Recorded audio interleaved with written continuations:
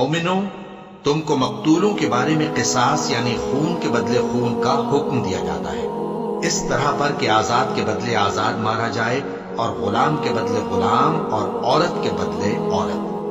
اور اگر قاتل کو اس کے مقتول بھائی کے قصاص میں سے کچھ معاف کر دیا جائے تو وارث مقتول کو پسندیدہ طریق سے قرارداد کی پیروی یعنی مطالبہ خون بہا کرنا اور قاتل کو خوشخوئی کے ساتھ ادا کرنا چاہیے۔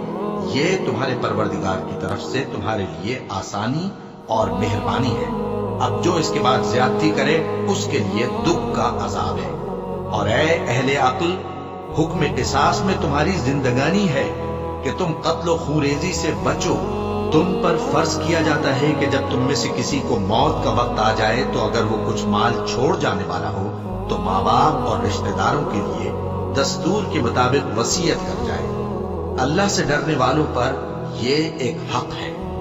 پھر جو شخص وصیت کو سننے کے بعد اس کو بدل ڈالے تو اس کے بدلنے کا گناہ انہی لوگوں پر ہے جو اس کو بدلے، اور بے شک اللہ سنتا جانتا ہے۔ اب اگر کسی کو وصیت کرنے والے کی طرف سے کسی وارث کی طرفداری یا حق تلفی کا اندیشہ ہو تو اگر وہ وصیت کو بدل کر وارثوں میں صلح کرا دے تو اس پر کچھ گناہ نہیں، بے شک اللہ بخشنے والا ہے، رحم والا ہے۔